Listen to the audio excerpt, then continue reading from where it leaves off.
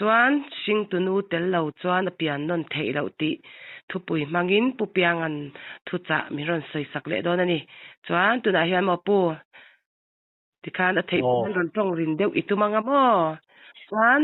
iron soi tan thei mei o tikhan o thei voina pathian thu te soi le thei tur pathian in dam na le chakna min pe khi ama san pathian he na lom thu ka soi le a in he thu lo ngai thatu zong te po i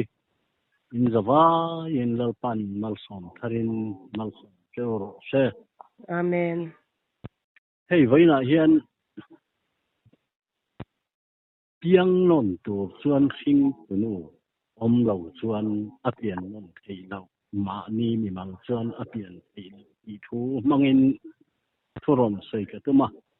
tin hei pathian thu soi hi keini al rol tan har sa ka ti na em so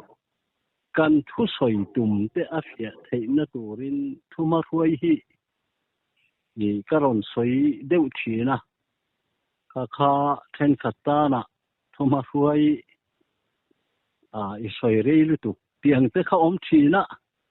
thupuya han lu khan chak an hak lelin ka sia han lu tak hian thupuya an lu le silo ang te hian ka sia a thupuya lu hian chuang thu soi dan hi a har sa em ma amaro chu eng po ni se hei a soi tu ni na te hi min lo se thiam tang ulang mi pa ngai anga min en chuan eng ma chen na fiat thiam lo le thil da dik thei lo chin te min nei ka ringa heng zong he ke tan chuan om sia po nei lem lawa thu puya ro chu tum ero chu kan thel lawanga tin bible bung le chang hi a theng khan lawa a bung le chang zong in pathian thu bible ami lo theng hi ka soi thina tun tuma po hian bible hi sian na ka nei don lawa kan thu puin piang non tur hian hring tunu om lo chuan a pian thei lo ti hi thu paya ron man ka tuma hei zakopa hi kan soi lo thei lawa a chan chu he ta Israel tharte gin mona po hian zakopa hian poimo na em ane ya Israel le khongai na thu thunga hian zakopa hian thu thung pani Israel na alo don ma in khongai na thu thunga a u esawa mal som na om na lo don thu a kan mu a amaro chu kha khongai na thu thung te khin na a kham alema alo ran na ania tin khongai na thu thung khan mitwar na tak min pelau ani ti thu po zakopa nunjia atang khan alanga chumi atanga malsom na adon le na zabok lui kama pathian nen an in buana Israel na sakming thar athang na khan chini malsom na pathian la ka don thu kan mu chu chuan tun huna zofa te Israel beram bo kan ya thu thunga kan bo atanga pathian na thu min thun nom le dan zakopa nuna he ta au esawa fatir ni na mal som na alo kel sa a dot soi chunga alo don na apa isaka mal som na lo don na tang chia khan om muna pa mal som na alo don na chia kha khongai na thu thung a tho na kan don maram en pian na zia lo chang veka ti chuan a pu le bana he na apian naram kana na kiel le tura pathian thu adon na atanga khatia apian naram pana zakopa achung tele aran rual zong ne na an hon huna khan zabok lui kama pathian buan le na aneya chutamal som na thar lo thlen na Israela Israel ni na malsom thar adon le na khofing cha rualin malsom na dong le a malsom na chi ni adon khan tun huna thu thung pani khongai na thu thunga kan pian khata kan plan bo nu a khongai na thu thunga kan pian non le na le he Israel na hian khing tu nu tan na thi sen thu thung thar kan pian non le na ling tharong bol na in khati rong khan thuron soi ka du a chu wang ngai thatu ten he ka thu soi tur kal mang hi in lo khiat ka du a tin chumi soi phia tur chuan Jacob hian muna a u mal som na sakhi sajonga rama ava la ya alo hon ma a kel samanga mal som na huna alo don na mal som na adon kha mitwar na mal som na ni rabin a u esa wa atlan bo na a rakili lo tura kum sari apu le bana ne na a in ho a suta kum sari alo kim po a lo zok rakili lo lova a u le ai mit kal zok a lo na a khan zan khua le ai zok apu in kum sari na a lo ape ka le ai ape ka khan har mi lo le khethiam mi lo ani thu te kha khongai na thu thung hian mitwar na tak tak min pe lawa mitwar na tak tak khongai na thu thung kan mu lo thu te ti fia tu ania chu wangin lali son mit del mit ati war po khan khaile en ro le tia mi fingkal kha thingkal angin amwa ade non le atang khan mi fingkal angin amu fia le ti bible kan mu chu wangin Jacob khan khongai na thu thung thar jia kel samal som na le Israel na mal som na adon kop na khan he thu thung pani pian non na le thu thunga pian khongai na thu thunga kan lo pian na kha Jacob atangin te khin thu kan mu a chu wangin voina hian piang non tur chuan khing tunu lawin apian non thei lo ti thu pui mga karon soina khan Israel masa tele Israel thar kan lo pian da na thu tiam pha Isaka atanga Israel te lo piang kha Abraham ne na itha chu Isaka anti a pathianin thu alo tiam na thu thung khan he ta Isua thu tiam pha kan lo pian na te khin na angin ke chuan ka ne na pathian thu lo thleng hian min fil fia da na nia amaro kha Israel masa te pian na khami atanga Israel ni na an lo pian na esawale Jacoba anu rabeki puma namni lo piang chuak atanga Israel na Jacoba zok ka mangaya esawa ka huwa ati na thuthunga chia khan Jacoba athan na khan Jacoba atanga Israel nam som le nam ni lo pian na khan nu masa ka ti a Israel masa te kha nu nung zo thu thung thara Israel thar te fanau kan lo pian na khan ke ni nu chu chung lam Jerusalem ani min ti na a hakari le sari nei chepani a thu thung pani kalatia bungli thua lo lang kha khami mang khan khing tunu chung lam Jerusalem min ko ma chu wangin Israel masa te le Israel thar te a khan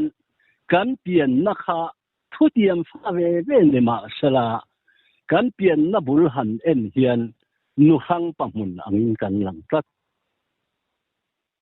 Pathian na tanga piang ve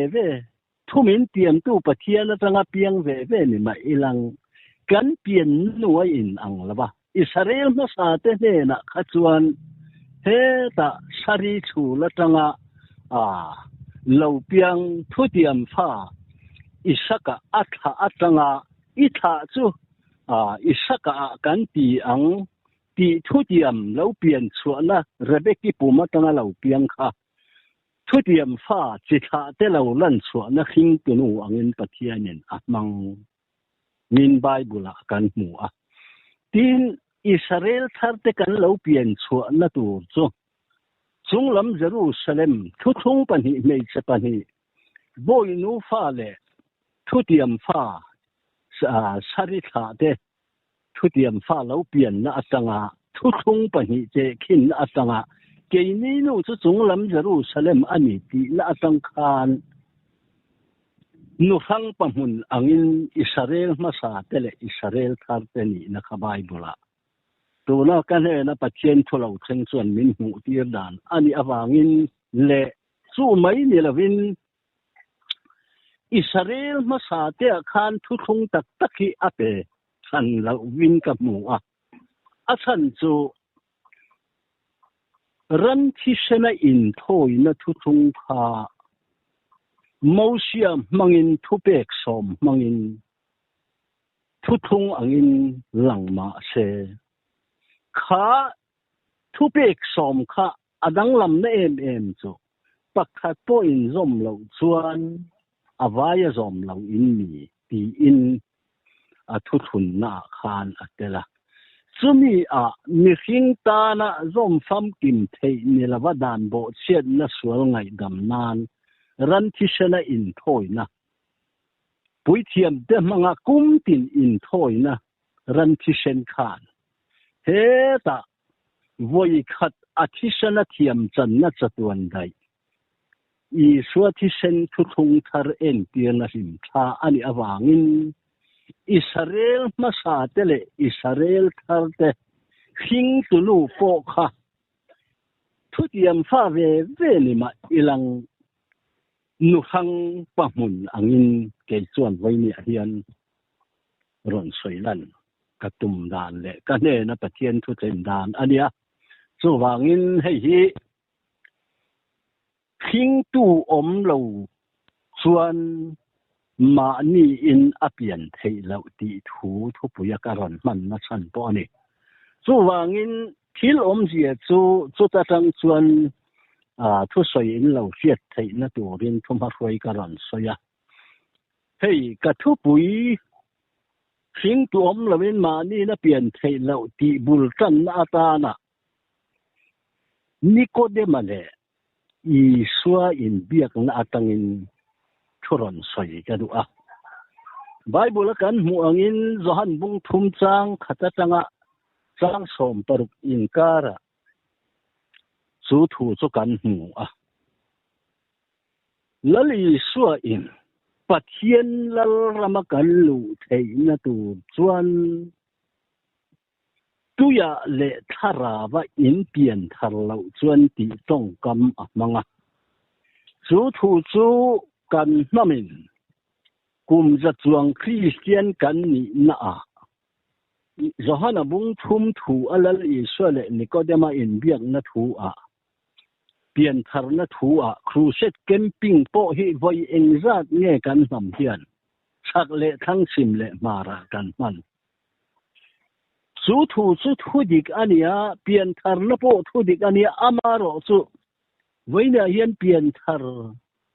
ti na hi thu dik ani reng lain mizo tonga pian thar kan ti hian pian non ti hi fia zok lo mo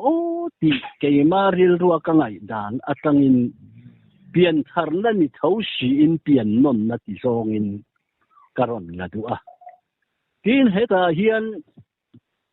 thil mak ve pakhat ka hiat chu Nikodema hi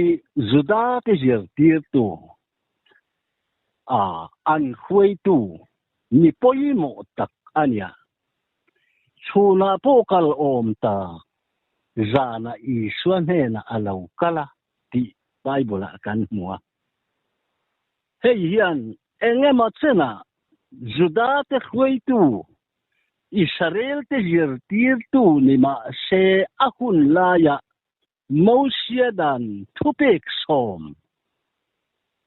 uluk taka dan zom tura sertan thenga pathianin athuthung pe chumi khajir tirna kha anma nia Moses dan thupek som manga an nampung pui injir tirna sual ngai damna thuan injir tirlaya khongai na thuthung lali suana han soikha aril ru tak chuan anuna danglam taka na thok tu a omani karing a chan chu aru ka Israel jir tir tu zana iswane na mi pui mu lawa kal kha thilom zia a omang tin zana khatia chuna kal ngam laba zana kal khan mi pui mit nei chaweng ani karing pathian thuan na theng khan chu wanga zana kal ni in karinga adik le dik lo chu nang ma ni ngai dan ni selang bible aziak lo Israel jir tir tu meu nia zana iswan he na kal kha chu thuthung in tha ka hian a harate hinga hian nikodema hi tel ve ni om lo katia aruk chuan ma se Israel jir tir tu Moses dan thupe khuna Israel Juda te jir tir tu ve mewina khongai na thuthunga mi pui mit mua han kal mai tur kha chuan engema chana pathian mit mei ai mi hring mit mei venga chu tiang chu tun hona po hian kan lam jinga kan om mai thei te katia a chan chu a thuthungin Christian ram chunga po kal ngai na se to si lo khongai na thuthung kan injir tin a so ei tur nei to si lo ma se ko khan khui tu le engamo ko khana chan vo nei deu te chlau awanga ma ni nu na pathian thu thleng po din chua pui ngam lo ni ko de ma anga aru arala he thu thung dong song te po hi kan nam ji la hian mi eng zat tak omang mo katia chu tun hona kan nam pathian thu thung thara ahun pathian thu akan than har dan mi pui than har tur po hian mit nei ven tur kan neya Weisen saka khami atanga zuang chuak mai tur hi chuan kantana har sari ang amaro chu pathian thulo theng zel tura nangma nia khan pathian thun la dong je langa en po ni se tu na pathian thu thu thung thar Israel thar tak satan na ro lu na thu thung tak tak hi inom na khwal bu ka aleng lo lom a chan chu khwal chaw man nga le u na uten thin lung bong ina ti kha takin a thenga kha hun kan thena wangin lali so be thema khwal bu ka len lo na chan kha tu na thu ti sa a chan na ram lo chen hian heroda te pon sangang chu wangin kur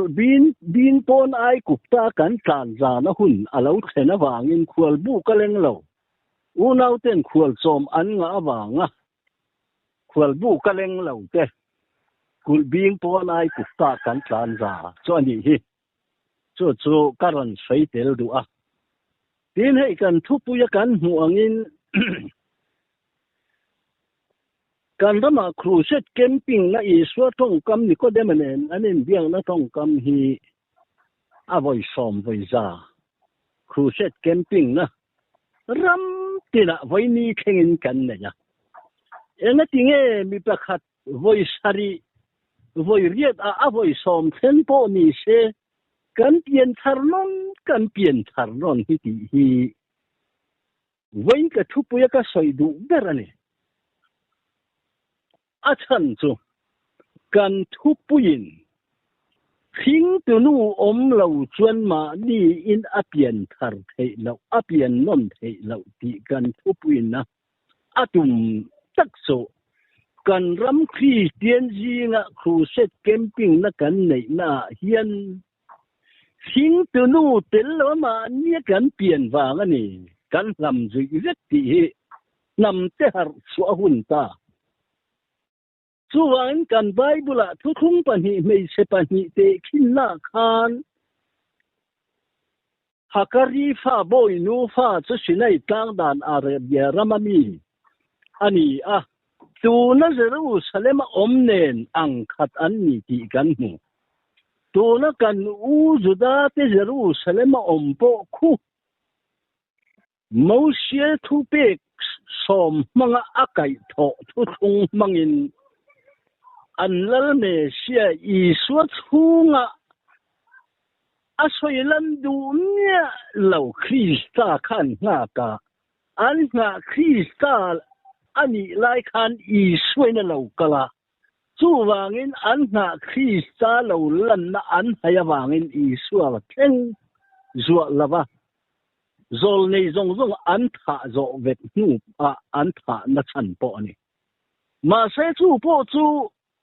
Pathian sa tuan rem ruat ania atidik tu atana an tanga ni mai chung thilawanga Pathian ram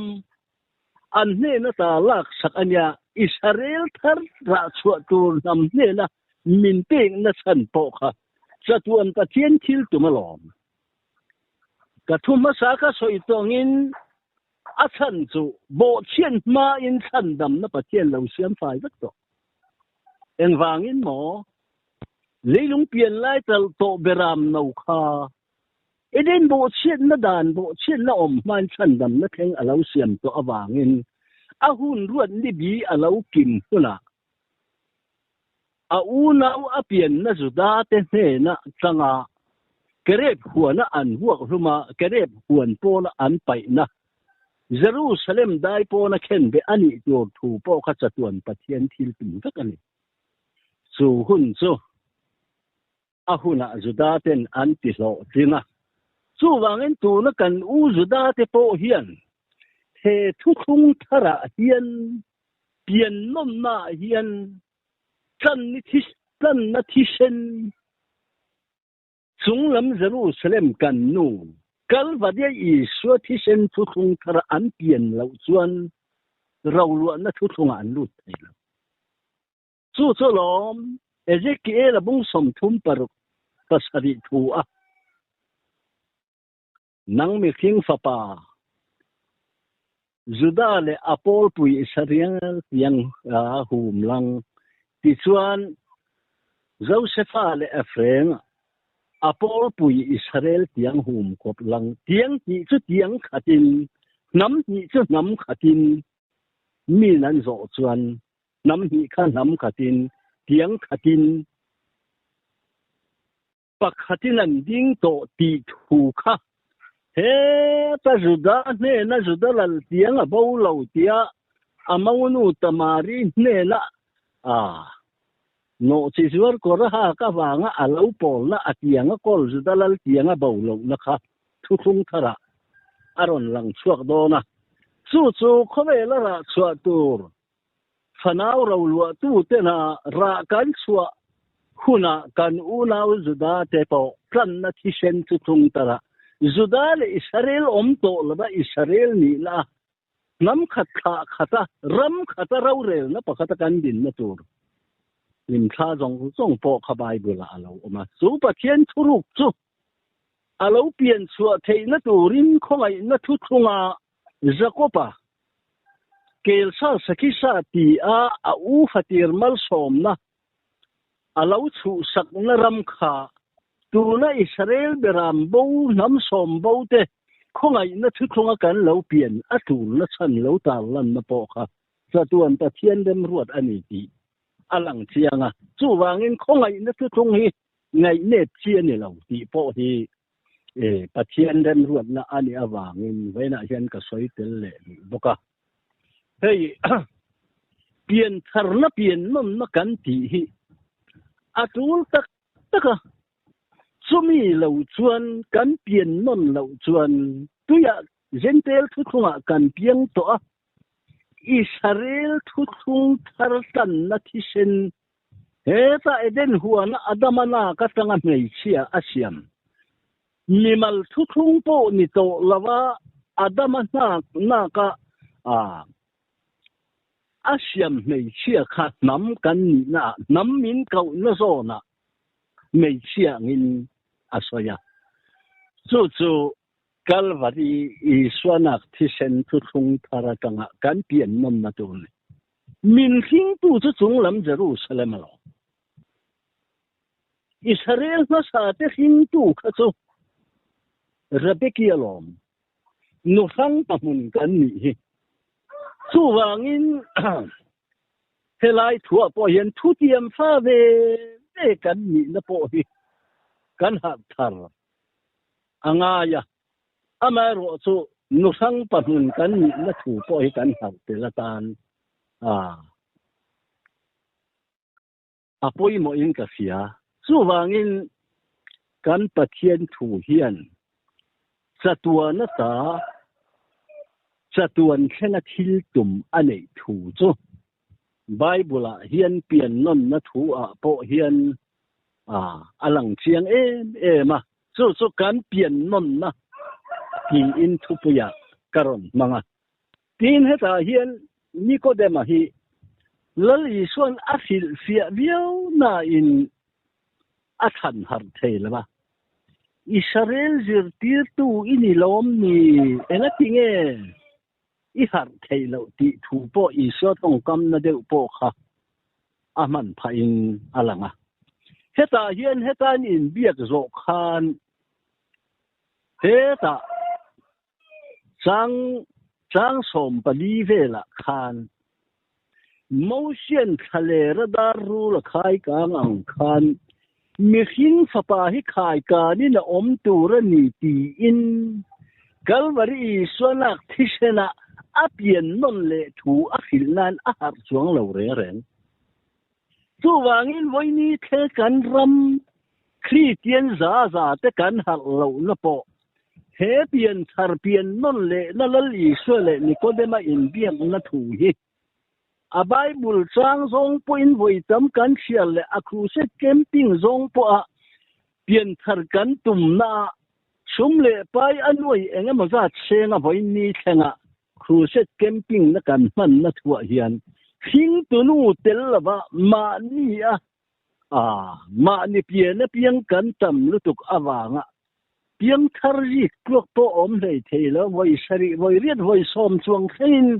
kan pian non na ni pian non na hian voi som voi sari emo pian non thua soilo khongai na thu thonga pian non na thu thong thara lom na li so min zir piana chuta po motion khalero dar ru la khai ka angin mi hing fapai khai ka ni la om tur ni kan pian dan tur po lali so na soi chiang via ba mà xe cần là hạt xuống lầu cho đi hi mò chu wangin voini hian kan soi to pathian thu hemi atanga ron soi ka du na chan po ani thil rang chu mi rang poin an ron soi kam lu tuk tin ke ma po hian ron soi lan te po ka nei ve nual in ka sia hing tu nu om lavin apien thei lo ti sadana po hian hei kan nu le kan pa in kara chi atanga lo piang kan ni hi tu man kan pha thei lo chu mi hing da na leilung chi kha na lo piang hi khovel nam zong zong te ti sadana kan lo pian na ani ma se chu ti sadana kan pian na ta kha Karau dana pian non angai thulal iswa in Nicodem manena ipiang thar tur ni tia piang thar ti tong kam manga thua soi na chan to ani chu wang hei hi kan har apoi mo tak pian non na thu kan soya ma nia pian kan han tum chi na tu na po yan he thu thum thar Israel thar ro lu na thu thum kan soi po hian mà nia pian kan tung ta thâu thâu a angin ka mu a aru tak chuan i pian nanu hing tu nu kha inu tak kha nu khon ni la bin inu tak kha nu tak kan siat angai chu wangin Israel masanen thu tiam pha ni ma ilang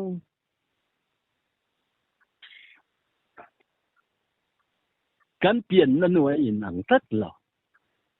nu khang pa mun kan ni tin kha po kha heti a han soi ka du a ke ma pathian thu lo chen i saka hi i so lim tha ni ti he ka soi du boka ka ne na pathian thu lo chen na nin a chan so moria tlang apa Abraham ne na ankal khan ama hal ral na thing ama na putat Calvary tlang crosia Isu an ken be don khan ama ken be na tur cross aputat rawrel na kau kia chuang a minga chuan makarem ruat tu chatuan parem nalalan tiang ti kha ama cross pu in Calvary tlang lama pana hei thil mak pakhat ka ti ve em chu in chut ve ngai ma chu mà ní phật này xuân nếu moriet lang hal ral in thôi na lan tu ra pa fa kala apa na chok ti bible om talau kha Israelim tha chani mangai thu tiam fa ni boka ama hal ral na cross ama in apu a Isu po in ama khen be na tur cross apu a tin isaka hian lali suana tu pon min zia du chuan ama cross pun min zero seti thu ti dik tu te po ani thawin ka sia ai nga po ni se min ko mu tu le I swalim tha ani thua hian pathian thu hi adolo viewin karing chu po chu thu tiam fa ve ni ma se pakhat ani ti hi ke chon ka mu da na nia ke ma ni cross kan put tur thule Isu po ama cross pu Calvary kong azo thule isakana morieta nga apa Abrahamanen in thoi na san tura ankal khan ama halral na thing apu ti hian mimal cross put na tun huna kan pian non na tura thing tunu lo langina min ko mu tum na po ani amero chu kha Isu cross danglam na em chu cross thi sen khan Krista thawle taksa ni tura thi sen kan taksa aramatana alal na atana aram hawa ngei khan thawle Krista Isu taksa chu Krista akai tho ani na ataksa pakata kan din na to thole na masa en tirna ataka famkim the na turin Davida angin asak alaula thi sen chua mi ania chu wangin Davida po kha mai cham din tur ini lo ralda mi thi sen chua mi ni awangin ifapa sana monan ati na angkhan duna hian khalim thakha lali suan aron changve a chuta chuan achak alaula kha Kisena aram hau taksa nge kan taksa nge hi thawle Krista a mai cham tak taksa ni tura ramalau hau sa kan taksa ani taksa pakata thawle Krista ne na kan din so na turin ti hi kan pian non le na tura hing tunu chunglam Jerusalem Calvary Isu Krista na katanga thusen thu thung thar chuta chi chuan hei ni china kan thuma sa kan don soi Jacoba pian non le na mal som thar adon le na a he ta sakisa ni lo kel sa sakisa tia apa abum na sumi atanga bum tu zakopa to na a zabok lui kama Israel ti sakming khak na adonga sumi atanga Israel ni apathian ni na sakming thar atha na kha Israel in ko ani ri lo reng reng chu wang khata akal rel na khan sakem dai bula sason waya khan anu pui rakili in apu le bana milem alo thut aruk mi le bengbe le zungbul le narwa zong te kha isil fen thak ro ti thu adona tanga sason waya apu matanga zakopan tilong se Israela anti to ang tia zakopa chu Israela pathian ti alau chu na chia khan pathian po in itha chu nam sang tha tu ka siamang che ati mal som na thar adon na kha tuna po chu him tha chu zakopan alau chang to a chu wangin tuna po hian kan sil phen kan thak angai chu lom lal chung ko la pakhatin leida na kan sil puan moi ber le khian na thuam moi thei pui na nge hi minron hi thak sakkalal chuan van thuam nge in minron thuam zauta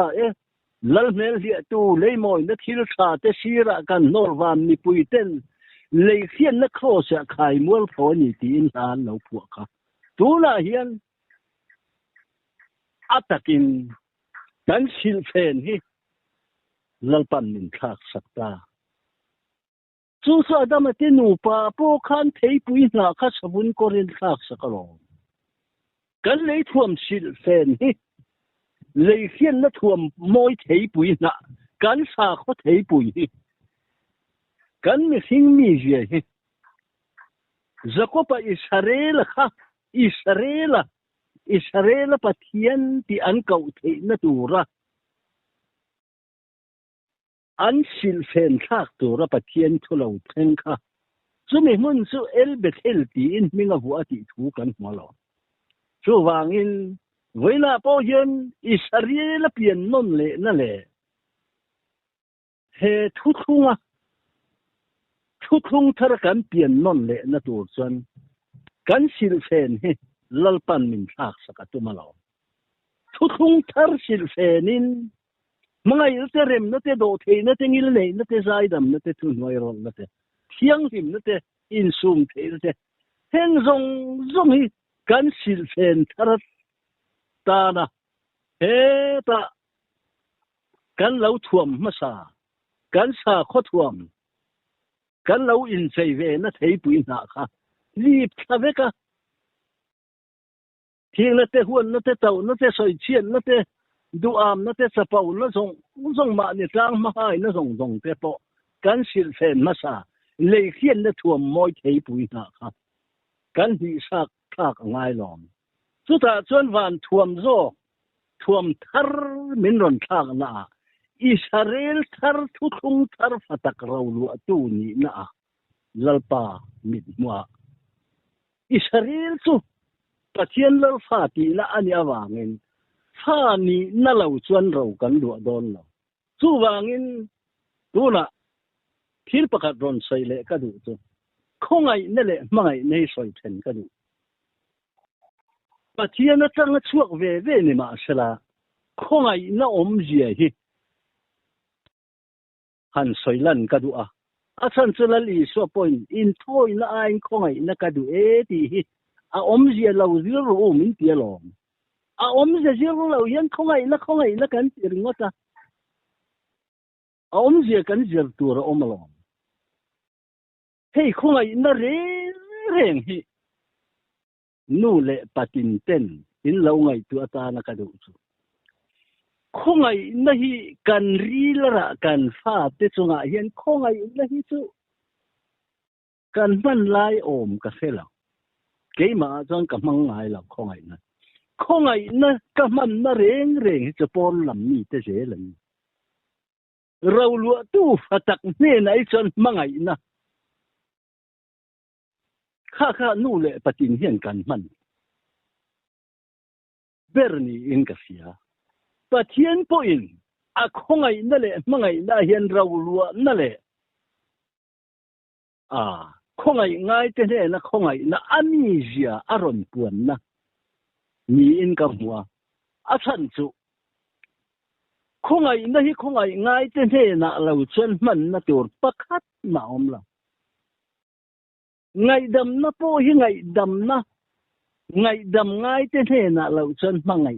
มันนะตัวประคัดมาอมละอาหุ่นเตะเจละอาหุ่นน่ะระตัวเนี่ยแล้วอินรัลรินโลกโป้ที่อมเสียอมละอาหุ่นละกันมันตัวระทัวมันเนี่ยจู่วางเงินกันปะเทียนสุมังไงนะเจ้าเนี่ยละบินข้องไงตู้ปะเทียนโป้อันนี้จู่ข้องไงนะจู่ข้อเวละไม่หิงเตเนี่ยนะเผาแล้วนะมันชัวอดูเสีย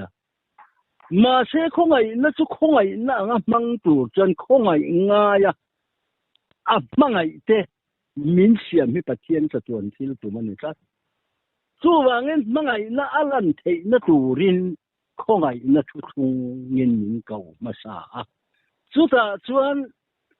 มังไงเตะข้องไงง่ายข้าเดียอันออกมาวางคานข้องไงดูข้องไงนะจู่ข้องไงเตนุนะคานตะกะตาลันข้าสะตัวปะเทียนที่ตัวมันนี่เฮ้ยข้องไงนะอมเสียฮีที่ประคัดอันใส่หลังตัวน่ะพอยังข้องไงนะกันตีไม่ลมข้องไงนะอมเสียเจอรู้อินทอยนะอยู่เดียปะเทียนข้องไงนะเห็นสะตัวนะได้ยะข้องไงนะคิลตีเห็นอินทอยนะเห็นกุมขัดเจเลยข้าได้กุมขัดตันเจเลยตีนข้องไงนะอมเสียฮีมีตัวเอโมปีเตอร์พุตเตอร์เอโมเคบายเอโมเพียงส่วนเอโมข้ากันข้องไงปอยสากันเปียเสกันตียกุดดอเฮ้ยทั่วพอเห็นป่าตัวประคัดทุสอยกเสียจุควรรินน้ำมันทะเลคานโฮเทลกันเองที่ส่วนอินโดตัวระข้าตียกันหันสวกเสียขากุดดอกงเสียระเก็บูเลวทัวก็อิบเตะเจงช่างทุ่มข้ากันพอระก็หันเปียที่ชาฮิก็อินเดียมันการิลรูปอาหารดมาการิลรูจะเป่านั่นเองคานอินโดตัวริงกัลเปียสุดที่อินโดตัวระกงกัลไลจูปะเทียนทัวเหล่าหลังก็ฟ้าป่าข้ากุดดอกป้าข้าก็ข้องไออีตีมองเกี่ยข้องไอนั่นช่วยข้ากุดดอกป้านี่นักอินี่ละอีเข่งงามาอีเข่งเทียอีนี่นะอีข้องไอป้าค่ะอีเข่งเทียมาส่วนข้องไอนักตีเวลามินเตียก็จักลุตุกติข้องไอนักกันตีโป้ฮีอมเสียเซลวินจุดจวนลมปัจเจียนทุ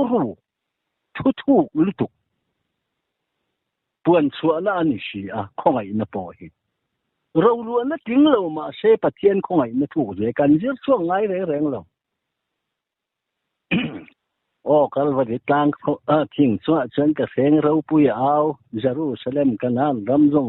แล้วนี่เรามีกันเยกันลามเหตุซะเยกันละมันช่วงเราเร่งเสมันเร่งข้องไอ้นะวันนี้ฉันกันกัลปุยเทียกันสักมันนี่จู่วางอินวันนี้เฮียนกันทุบปุยนะตุ่มข้องไอ้นะอินมังไงนักดูโซกิจงอินหันใส่ใต้หลัง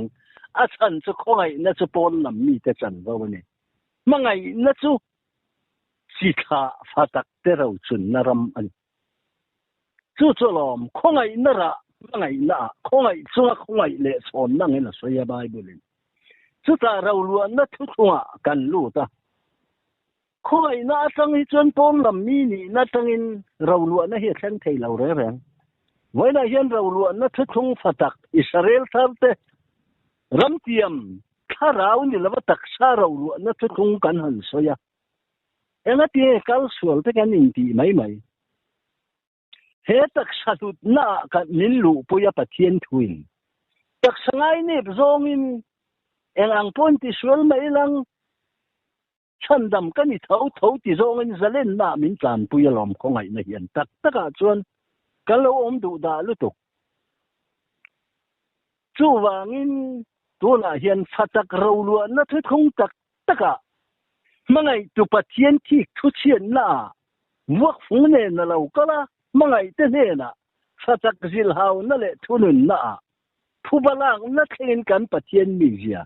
nằm tên với nhỉ à cảnh hun tông thế cảnh vắt thân har har về tôi là po hiện dấu ra mình à cần mất hiền bớt cho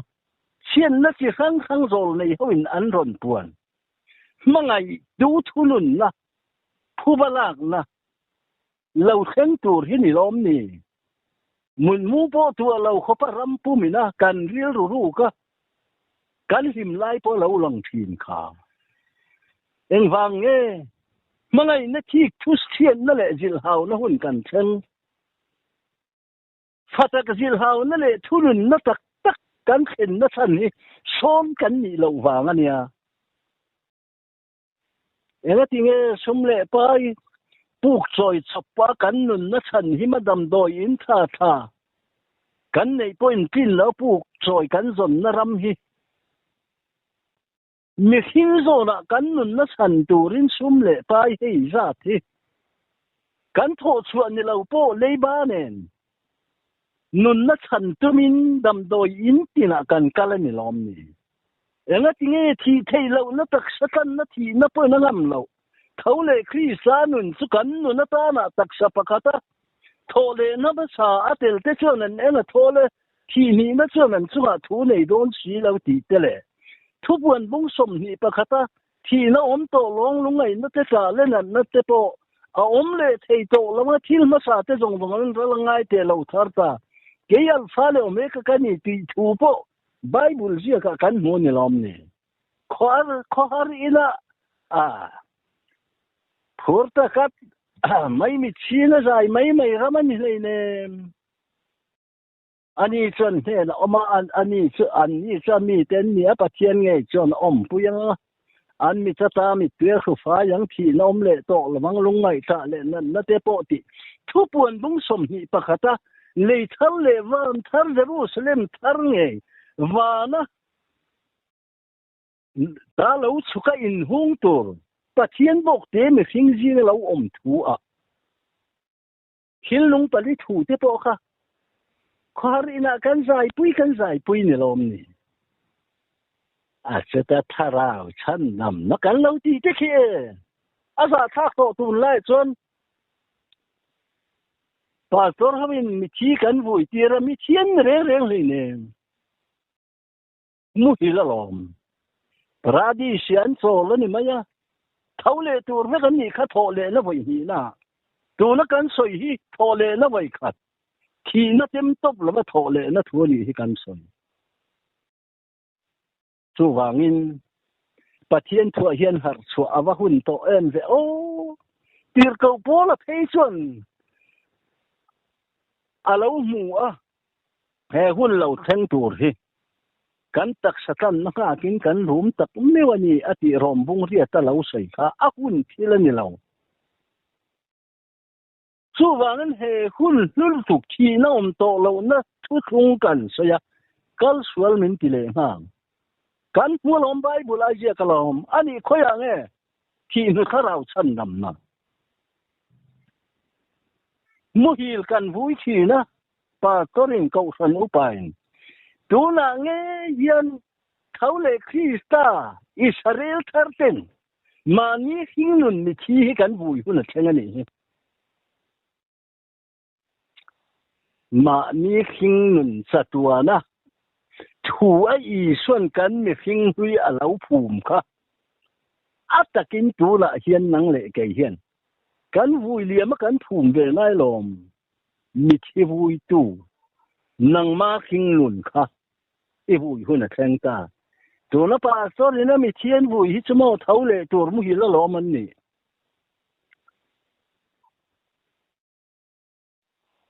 chu pa thien tu kal mang bible min je pe na ni thi no kharau chan dam ni om lo re reng bible tak sa chan dam na hei e kan na ni lavin mi khing pian pui thin lung chan dam na ero e cho khongai na thu thunga thì năm ba kha thì nên là mình dùng phẩm kiểm sắc á, sumia vàng thì nó là cái ta, đàn an sẽ thì nó là cái ta mình sản xuất cái chỗ không ai nó thấy không anh, đồ nó thì nó công á, thì nó nên chúng ta thu này đón tổ lâu thì hết chỗ mò đặc sắc thân nó thu không thara, à đinh, chỗ số làm, sum lệ ba sinh trong chuyên mò đâm đôi in liền cần pan, nó sa tu te po ni lang mà sẽ hết thì nó là cái sản xuất thì có vẻ sum lệ bài nó ôm lòng và thiên chùa chưa ôm tu na po hiền cần rắm cần nằm hiền cần ma thiên lâu khen tu lệ khen mê là cả cần hiểm nó tu su bắt khát sao ôm cần xem ai lần khi câu dễ lần thì bài bù la và thiên chủ cần mà lòng hiểm nó đang ôm lâu building in tha pui po him na ni lo tlanga te pu kha te tlan ma se khi na thau don khove la him na le thamwa nga na to lo kanin na krista kan lung pui nge at tak sa pakata nang ma ne na thole na ma sa khi na ne thau le tu kai thon a sang lo hian I tak sa him na to lo kan hun tong khove thil kheng me le la khen zel tur khovel in buat sei na rama lalpan ahun ni bi a tuna min kau na rap thak tang mai pathian min kau na ti po har thei lo khopin ma thir le be sei nin mai na po kan nam kan rama hết đi khop buổi nó cần tốt sùng bộ hiền và thiên làm hi cần hối lâu rê chú vàng in cần hạt chuan nó tù ra cần thân hạt nó tù ra và thiên làm cần hội thầy nó tù ra mình cầu nó rap khác khi cần mà đi nghe xin chú vàng in rồi này thu buông tu ina sa khó khuấy tu lệ ram rau rel tu tên sai ít buồn hi kinh lunga trộm nó sai ít buồn hi isin về tên u an ti hi kan vasim har về nắm mi pui tên kan tor pha don avang về kan du lu le mai kan ti thei don chuang lau hunin min nang nga lalpa in buat selom ahun kan khena lom a ke ni ang rual ka song kam thiam lo heti mai hi thuma sa le nung to soi rim thiam lo mai te kan awa suta kal shal oni se tiang mai te hi mo ma se ke chumo hen thil hong wa hian các phụ sập lệ các thua này là tí lâu pan mình xét chuyển kia ra mình đâu tu dễ rong hết cả làm trăng in mì thủ cầm mua lỏm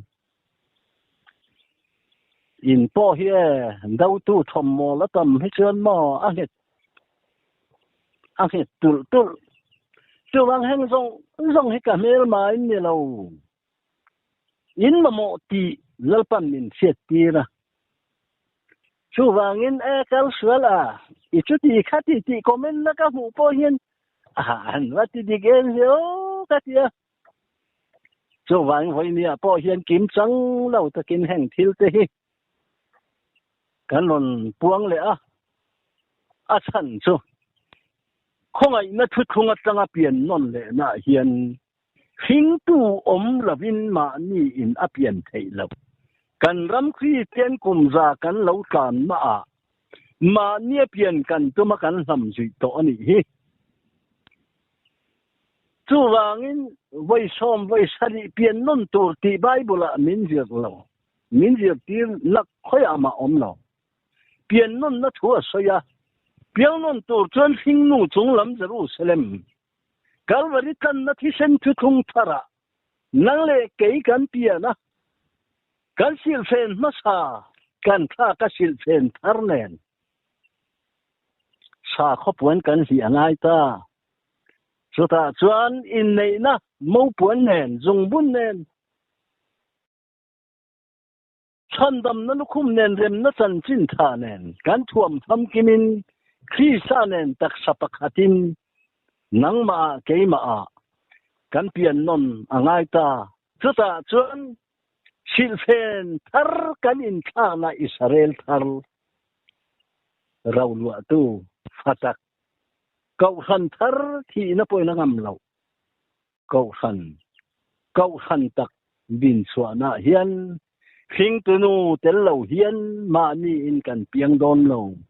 lem chân nó mấy ni chu vàng in tuôn hú na khinh tu nu i hay tổ xuồng u chu vàng in i piang nó lẩu u chu ni kan na thi sen thu thung thara hiên Israel thar ni na nen Krista tak sa thar ni na nen Iswa tak sa chunga Krista nung kha thana phumin oma Krista thi thei lo nu na kai tho a om nu in I Krista tak sa thar chunang le ke ya don huna tak sa pakhata kan din na le Iswa tak sang Krista ding to lova thi thei lo Krista in Iswa thawa chu Krista tak sa tharin to ra hian thu thung thara Israel thar ni na in min kai tho hun a thleng ta ani hi ti thu hi waina hian taron soile lalpan ro pui na chang se tu na pathian ni na piang non le tu rin sing tu tel lo hian ma ni na pian thei lo ti thu hian kan lo hiat to na pathian thu le pian thar kan lo tum na ram zong te keima nia min hnol saka hing tu chung lam Jerusalem kan nu Calvary kan na tisena tak sapakhata thaule Krista ne na in nei na thu thunga kan lu na Israel thar kan ni na chatuan rawlua tu nei thar le van thar sang lal rama min kai thauta ani hi ramlua tu te kan ni tu ram ne chu tu na kan chen na ni tu ta lam te ra chua ton lam te min kau na kan u juda te o kan na thisana nam khat kha khatin kan pian chua ni lalpan min na ruat sa ani chu hun chu lalpa in min hen tuma tu khona chuan hei veile hian ipiang no nam King tu nu nutak sung lam Jerusalem hi King tu nutak kan le ni ti hi atharin lalpan in wa mal som se ro se amen